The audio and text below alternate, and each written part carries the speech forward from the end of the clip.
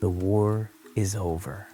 The fires of battle have faded, and Middle-earth breathes once more.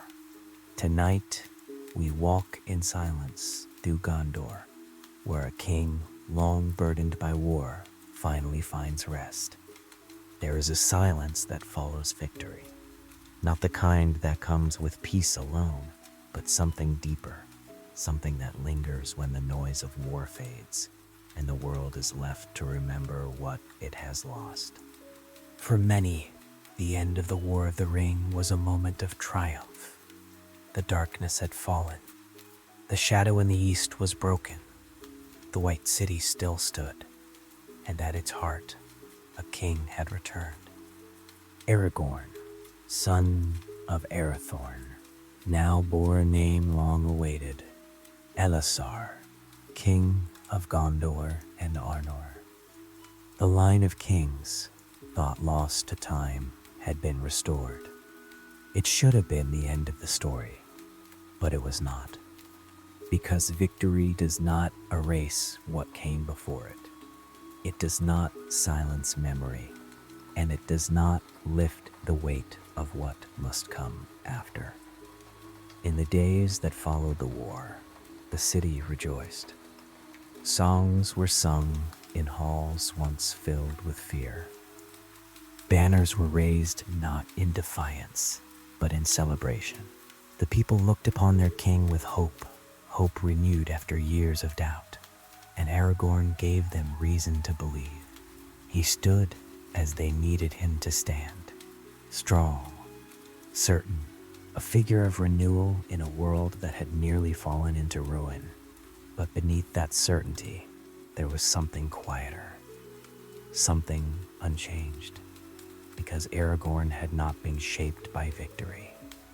He had been shaped by years before it, by wandering roads with no name, by nights spent beneath open skies, where danger was never far, by the long understanding that the world does not remain safe simply because one battle has been won. That understanding did not leave him when he took the crown. If anything, it grew, because now the stakes were no longer survival alone. They were restoration. To win a war is one thing. To rebuild what was nearly lost is another entirely. And that work begins in silence, not the silence of emptiness, but the silence of responsibility. Each morning in Minas Tirith no longer brought the question of whether the city would stand. It brought a different question: what must be done to ensure it endures? Aragorn walked the halls of the city not as a conqueror, but as a caretaker. He listened to those who came before him, farmers, soldiers, craftsmen, each carrying their own piece of what Gondor had become, and what it might yet be again. He did not rule from distance. He did not place himself above those he led, because he remembered too clearly what it meant to live among them, to depend not on power, but on trust. This was the difference in him. Where others might have seen the crown as an end, he saw it as a beginning, a long road, not unlike the ones he had walked before. Only now, he did not walk it alone. The lands of Gondor had been scarred by war, villages emptied, fields left untended, roads broken by years of neglect and fear. And yet, life returned, slowly, quietly. Like Ithilien before it, the world did not heal all at once. It healed in fragments. A rebuilt home, a road made safe again, a child born into a time that did not remember the worst of what had passed. These were the victories that followed war. Not grand, not sum of in the same way, but no less important. Aragorn understood this, because he had seen what happens when such things are ignored. He had seen kingdoms fall, not only through force, but through neglect, through the slow fading of care. And so, he chose a different path. He did not allow Gondor to simply celebrate survival. He guided it toward renewal, carefully, patiently, as one might tend to something fragile. Because that is what peace truly is. Not a permanent state, but something that must be maintained, protected, chosen again and again. This was the silence after victory. Not empty, but filled with purpose. A space where the world could either begin again or slowly fall once more. And in that space, Aragorn stood. Not as the warrior who had helped win the war, but as the king who must now ensure it had meaning. Because victory, on its own, is never enough. It is what comes after that defines it. And for Aragorn, the true test had only just begun. The crown did not mark the end of his journey, but the beginning of a quieter one, where every decision carried weight, not only for the present, but for generations yet to come. And in that quiet responsibility, the measure of the man would be revealed. A different kind of endurance, no less demanding than war, but far less visible to those who lived within its protection, and far more lasting in its consequences. A crown is not heavy because of what it is made of. Gold carries little weight on its own, but what it represents, what it demands, that is where the burden lies. For Aragorn, now King Elessar, the crown was not a reward. It was a responsibility that stretched far beyond the walls of Minas Tirith, because Gondor was not the only realm he had claimed. In the north, Arnor, long broken, its kingdoms scattered into memory, now fell under his care as well. Lands that had not known a king for generations would look to him for guidance, for protection, for renewal. To unite them was one thing, to restore them was another. And restoration is a slower task than victory. There were no armies to lead in this work, no single battle that would decide its outcome, only time, effort, and decisions that would shape the world in ways no sword ever could. Each day brought with it a different challenge. Disputes between lords, borders long neglected, now uncertain, people who had lived through years of fear, unsure how to trust again. Aragorn did not rush these matters. He listened, carefully, because he knew that ruling through force alone would rebuild nothing. Trust, once broken, cannot be commanded. It must be earned. And so, he ruled not as a distant king, but as one who understood the lives of those beneath his crown. He walked among them when he could, not in secrecy as he once had, but openly, yet without distance. He spoke with those who tilled the land, who rebuilt homes, who carried forward the quiet work of healing a kingdom, and he remembered, always, been like to live without certainty. This memory guided him. It shaped the way he judged, the way he decided, the way he carried authority. Because power, he knew, could easily become something else, something cold, something removed. And that was not the kind of king Gondor needed, nor the kind he would become. There were times, of course, when strength was required. Not all threats had vanished with the fall of Sauron. There were remnants, scattered, disorganized, but still dangerous. Men who had followed the shadow and did not yet know how to live without it. Creatures that lingered in dark places, slow to fade. Aragorn did not ignore these dangers. Neither did he allow them to define his rule. He did not lead with fear. He led with steady and with the understanding that peace is not the absence of conflict, but the presence of order. Roads once broken were restored. Trade returned. Cities long isolated began to reconnect.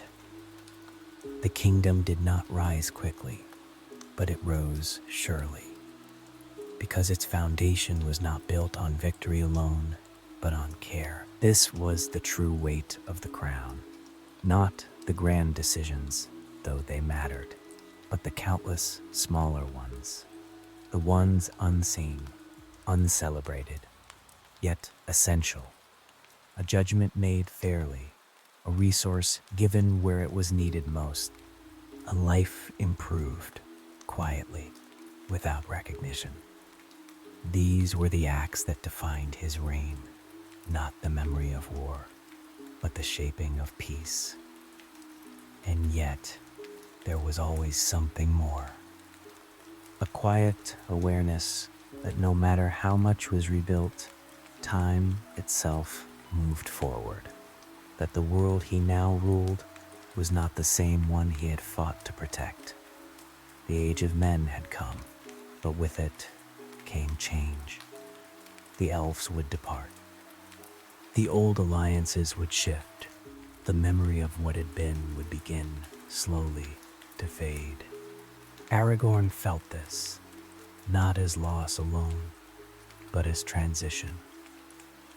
A passing of something ancient into something new. And he stood at the center of it. Not as one who could stop it, but as one who must guide it. This, perhaps more than anything, defined the weight he carried. To be a king not only of a kingdom, but of an age. To ensure that what came next was not diminished by what had been lost, but strengthened by it. It required patience, vision, and a willingness to let go of what could not be held. Aragorn possessed all three, not perfectly, but enough. Enough to lead, enough to endure. Because in the end, the crown did not change who he was. It revealed it. And what it revealed was not a ruler shaped by power, but a man shaped by years of wandering, of hardship, of understanding. A man who knew that the greatest strength a king can have is not authority, but responsibility carried well, and the wisdom to place the needs of others before his own, even when no one would see the choice that had been made. Because that, more than any crown, is what defines a true king. Even as king, he did not forget the road. Titles can change a man. They can reshape how he is seen, how he is addressed, how the world moves around him. But they do not always change who he is beneath them. For Aragorn, the name Elisar carried weight, authority, and history. It placed him upon a throne long empty, in a role long awaited. But there was another name that did not fade so easily. Strider, a name given not in honor, but in passing. A ranger of the north, weathered by years of travel, known more by those who shared the wild than by those who lived within walls. That part of him did not vanish with the crown. It remained, not in defiance of his kingship, but as its foundation, because Aragorn had never learned the world from a throne. He had learned it from the ground, from long journeys through lands both empty and dangerous, from nights where the fire burned low and the unknown stretched far beyond its light, from meeting people not as a ruler, but as a traveler, one among many. And so, even as king, he continued to walk, not always in secret, but not always with ceremony either. There were times when he would leave the court behind, setting aside the formality of kingship for something quieter, traveling through his lands not as a distant figure, but as a presence among them. He listened more than he spoke, observed more than he commanded. Because there are things a king cannot learn from reports. Things that only reveal themselves in the everyday lives of those he serves. A field that does not yield as it should. A village still touched by fear, though no enemy stands at its gates.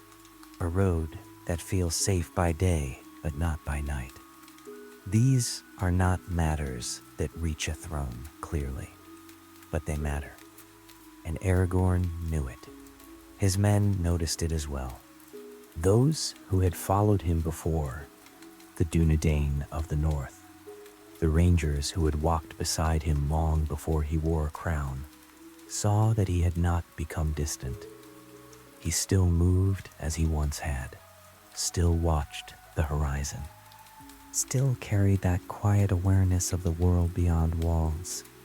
It earned him something few kings ever truly hold, not just loyalty, but trust, because his people knew he understood them, not in theory, but in truth.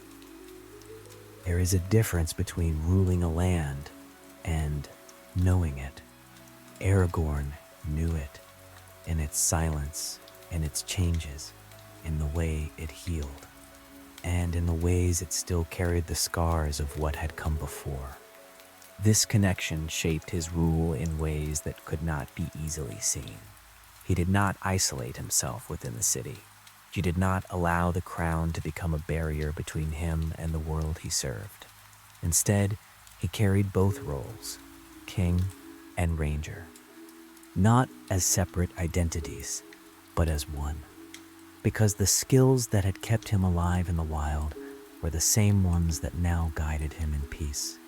Patience, awareness, the ability to see what others overlooked. These are not the qualities often associated with kings, but they are the ones that endure, and they allowed him to rule not only with authority, but with understanding. There were moments, rare but meaningful, when those who did not know his past would see him beyond the crown. A quiet conversation, a shared observation, a moment where the distance between king and subject seemed to fade. And in those moments, something important happened. The idea of kingship changed.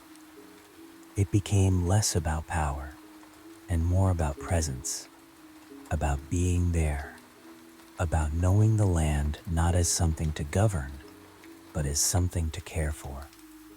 Aragorn never forgot what it meant to walk without a kingdom. And because of that, he never took his kingdom for granted. This was the legacy of Strider, not left behind, but carried forward, quietly, without declaration. Because the greatest parts of who we are not the ones we announce. They are the ones we continue to live. And in Aragorn, the ranger lived on, not in opposition to the king, but as the reason he was worthy of the crown at all. Quiet thread that ran through every choice he made, guiding him not toward power, but toward understanding. And in that understanding, his reign found its true strength. Not in how he ruled from above, but in how deeply he remained connected to the world below, and to the people who called it home. Love, in the world of men, is always bound to time. For Aragorn, this truth had never been distant. He had known it long before the crown, long before the war, long before he could ever truly claim the life he now lived. Because his love was not simple, it was not easy, and it was never without cost. Arwen Undomil had chosen a path few could fully understand. To love Aragorn was not only to stand beside a king, it was to turn away from immortality, to accept a life that would end. A choice not made in haste nor in ignorance, but in full knowledge of what it meant. And Aragorn carried that knowledge with him always, even in peace, even in happiness. Their union, long delayed by war and fate, now stood fulfilled.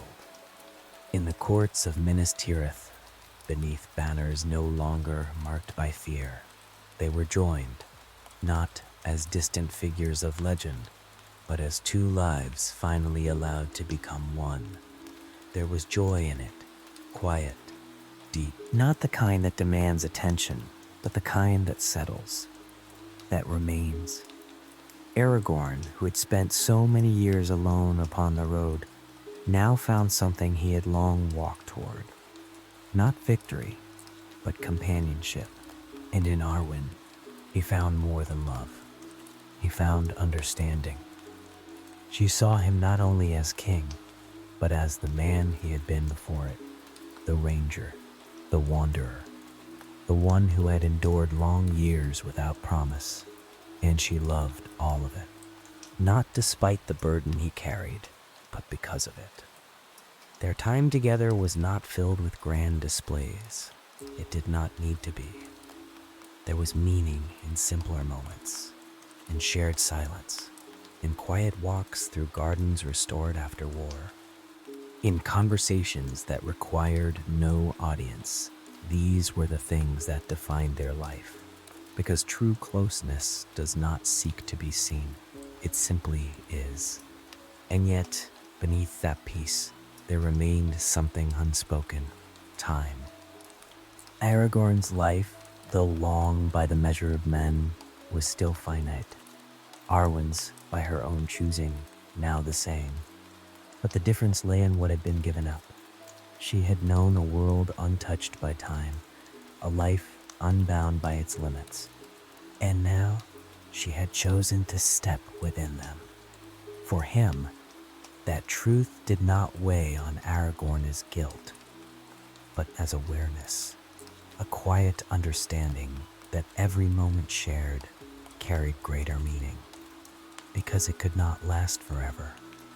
This did not diminish their love, it deepened it, because love, when touched by time, becomes something else, something more fragile, but also more real. There is a kind of strength in knowing that something will end and choosing it anyway. Arwen had made that choice, and Aragorn honored it not with regret, but with presence.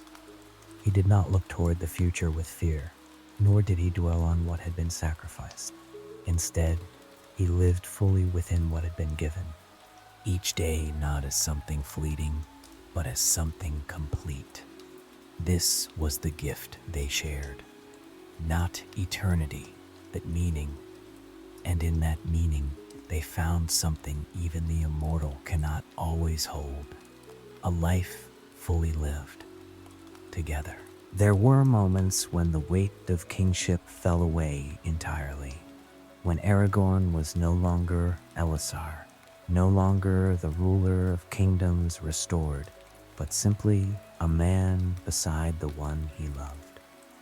In those moments, the world seemed smaller, quieter, not diminished, but more focused, as if everything that had led to this life had narrowed into something simple and clear.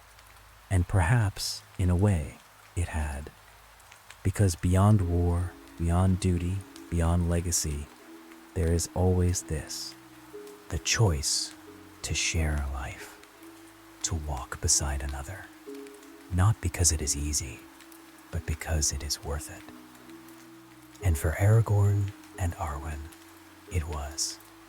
Even knowing what lay ahead, even knowing that one day that path would come to an end. But that end did not define their story. What defined it was that they chose it freely, fully, without regret. And in that choice, their love became something that would endure beyond time itself, not in years, but in meaning. A quiet truth carried forward in memory, long after both had passed beyond the world they had helped to save. A love not measured I lived by how deeply it was lived, but inflected and how willingly it was chosen, despite all it would one day ask in return. A quiet enduring light in a world that was always changing. Peace does not arrive all at once. It does not descend like a banner raised after victory, nor settle fully in the days that follow. Instead, it grows slowly, almost imperceptibly, taking root in places where fear once lived. For Aragorn, these years were not marked by great events, but by quiet continuity, the kind that only becomes visible with time.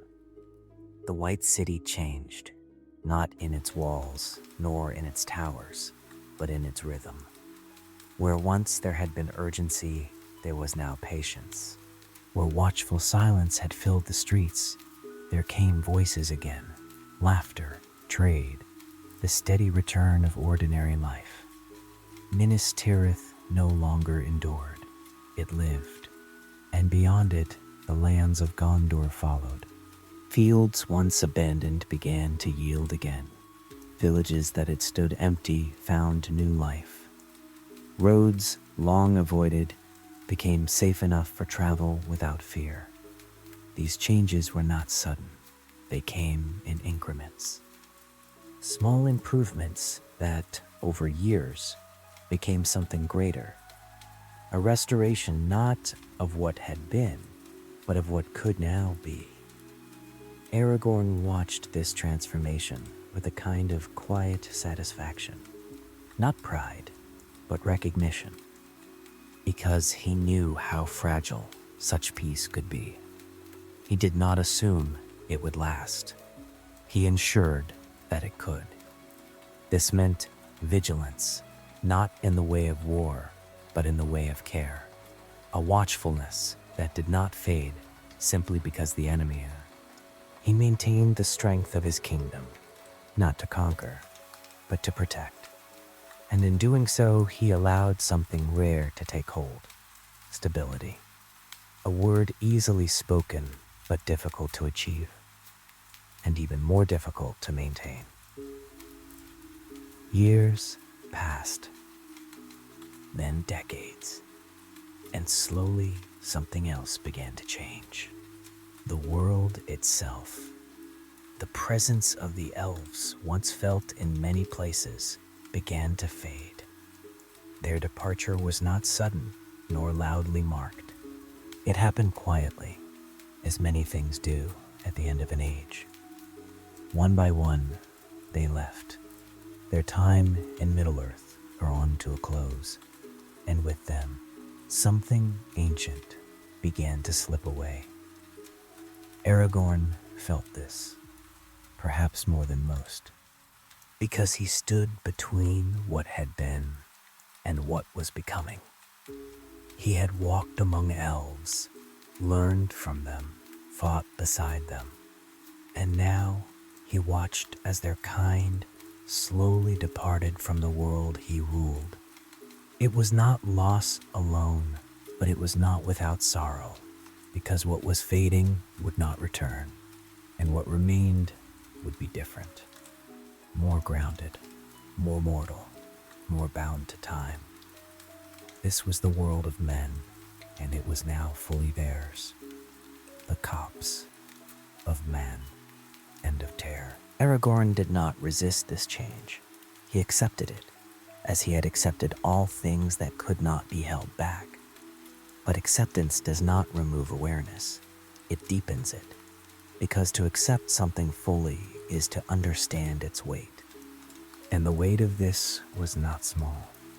The age of myth was ending, and in its place, something quieter would remain. A world less filled with wonder, but no less meaningful. If guided well, that, above all, was his role. Not to preserve what was already passing, but to ensure that what followed would endure. And so the years continued, marked not by great battles, but by lasting peace, a rare thing, perhaps the rarest of all. For Aragorn, these years were not empty. They were full of decisions, of care, of presence, full of life lived not at the edge of survival, but within the space that survival had made possible. And yet, time, as it always does, moved forward quietly, without pause. The faces around him began to change. Those who had fought beside him grew older. Some passed beyond his reach. Others remained, but altered by the years. New generations rose. Children who knew the war only as a story, who saw the king not as a hero of battle, but simply as their king. This, too, was part of peace. To become something steady, expected, no longer defined by what had been done, but by what continued to be. Aragorn did not resist this. He welcomed it, because it meant the world was healing, truly healing, not just surviving, but moving on. And yet, even in this quiet progression, there remained a subtle melancholy, not of regret, but of awareness, that all things, even peace, are part of a greater passage, that what is built will one day change, that what is held will one day be released. This did not lessen the value of what he had achieved. It gave it meaning. Because something that lasts forever requires no care, but something that is temporary, that must be chosen again and again, that is what gives life its depth. Aragorn understood this, as he had always understood the road before him. And so he continued, not as a warrior, not as a wanderer, but as a king who had learned that the greatest victories are not those that end in triumph, but those that allow life to continue quietly long after. There comes a time, even for kings, when the road draws to an end, not through defeat, not through fading strength alone, but through a choice. For Aragorn, son of Arathorn, this time did not come suddenly. It came as all things had in his life, gradually, with awareness, and with understanding long before the moment arrived. He had been granted a gift rare among men. The blood of Númenor still ran in him, granting years far beyond those of ordinary life. He had seen more seasons than most, endured more change than many could comprehend. But even such a life has its limits, and Aragorn knew this. He did not fear it, because he had never mistaken length for meaning. As the years passed, he remained strong, not untouched by age, but not diminished by it either. His mind remained clear, his will steady, and his kingdom secure. This was important, because he would not leave his people in uncertainty. He had spent his life restoring what had been broken. He would not allow it to falter at the end. And so, when the time came, he chose it. Not out of weariness, not out of despair, but out of acceptance. There is a difference between holding on and knowing when to release. Aragorn understood that difference. And in that understanding, he made the final decision of his life. He would lay down his crown, not because he could no longer bear it, but because he had fulfilled what it required of him. This was the final act of his kingship, not ruling, but relinquishing. He called for his son, ensuring that what he had built would continue, that the line of kings would endure, not in name alone, but in purpose. There were no great proclamations, no final displays of power, only quiet certainty, the same that had guided him all his life. And then there was Arwen. This moment, more than any other, carried the weight of all that had come before, because this was where choice met consequence, where love met its final cost. She had chosen this path long ago, freely, with full knowledge. And yet, knowing does not lessen the pain of what must come. Aragorn spoke to her not as a king, but as the man she had loved. He did not offer false comfort. He did not promise what could not be given, only truth and presence. He reminded her of what they had shared, of the life they had lived, not as something ending, but as something complete. This was his final gift to her, not a way to escape grief, but a way to understand it. To see it not as loss alone, but as the price of something worth having. Arwen remained because she must, because this was the path she had chosen, and because love does not end when life does. Aragorn, in his final moments, did not cling to the world. He did not struggle against what was coming. He accepted it as he had accepted all things, fully, without fear. And in that acceptance, there was peace, not the peace of victory, but the peace of completion. He laid himself to rest, not as a king burdened by his crown, but as a man who had carried it well.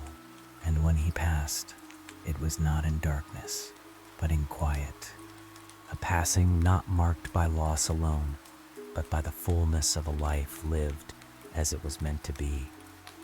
This was the end of Aragorn, not defined by death, but by the way he met it, with the same strength that had defined him in life.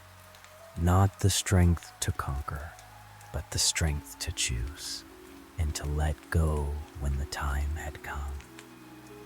In that moment, the long road that had begun in shadow reached its quiet end in light, not with the clash of battle, but with stillness, not with triumph, but with completion. And though his passing marked the end of a life, it did not diminish what he had built. It remained in the lands restored, in the peace sustained, and in the lives that continued because of the choices he had made. For a king's true legacy is not the crown he wears, but the world he leaves behind. And Aragorn left one that could endure. Long after his voice had fallen silent, after Aragorn's passing, the world did not end. It continued. As it always does, the White City still stood beneath the rising sun. Its walls, once defended by desperate hope, now held steady in quiet strength. The streets filled as they had the day before, and the day before that. Life moved forward, but something had changed. But in what was no longer there, a presence, a steadiness, a quiet certainty that had shaped the world without drawing attention to itself, now gone. And yet, not entirely, because what Aragorn left behind was not something that could simply vanish. It lived on, in the kingdom he had restored, in the peace he had guarded, in the people who had come to know a world not defined by fear, but by continuity. This was his final gift, not victory, but endurance. The kind that remains when the one who created it is no longer there to guide it. His son took the crown, not as a beginning from nothing, but as a continuation, a path already laid, a legacy already shaped. But even the strongest legacy must stand on its own. And so, the world moved forward, as it must. There were no great signs marking the end of Aragorn's age, no sudden darkness, no breaking of the world, only time, flowing onward, as it always had. But for Arwen, the passing of Aragorn was not simply a moment within that flow. It was a breaking, not of the world, but of her place within it. She had chosen mortality, chosen it freely, and now she stood within its full weight. The years that followed were not filled with the same quiet peace they had once shared, because absence changes the shape of time. Where once there had been presence, there was now memory. Where once there had been shared moments, there was now silence. And yet, even in that silence, something remained. Not the life they had lived, but the meaning of it. Arwen did not forget. She could not. Because what they had shared was not something that fades easily. It had been chosen too fully, lived too deeply. And so, she carried it with her. Not as a burden, but as something final, something complete. In time, she left the city, not out of exile, but out of understanding, because there are places that cannot remain the same once they are touched by loss. She returned to Lothlorien, to a land already fading, a reflection, in many ways, of what she herself had become.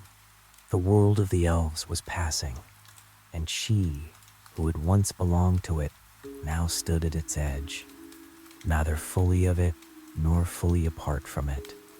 And there, in that quiet place, she remained, until her own time came, not in fear, not in resistance, but in the same acceptance that Aragorn had shown. Because love, once chosen, does not end with parting. It continues, not in presence, but in what it leaves behind. And so, their story did not truly end with death. It ended with something quieter, something lasting, a memory carried forward in the world they had helped shape. Because in the end, that is what remains. Not the battles, not the crowns, not even the names as time moves on, but the impact of what was done, the lives that were changed, the peace that was preserved. Aragorn's life was not defined by the war he fought, nor even by the kingdom he ruled. It was defined by the choices he made when power was placed in his hands. The choice to serve rather than command, to restore rather than dominate, to endure rather than seek glory. These are not the choices that draw attention, but they are the ones that last. And long after the age of kings has passed, after the last memory of his voice has faded, after the world has changed in ways he could never have seen, those choices remain, quietly, unseen, but present, like the steady warmth of a fire long after the flames have settled. And perhaps that is the truest measure of a king. Not how brightly he burns in the moment, but how long the warmth of his life is felt after he is gone. Aragorn did not seek to be remembered. He sought only to do what was necessary. And in doing so, he became something that could not be easily forgotten. A quiet foundation beneath a world restored. A presence that endures, even in absence. And as the years pass, as the world grows quieter, as the echoes of the past soften into something distant, there remains this, a kingdom at peace, a life well lived, and a story that does not need to be told loudly to be understood. And now, the world grows still. The roads are quiet, the watchfires burn low, and the wind moves gently through lands no longer touched by war.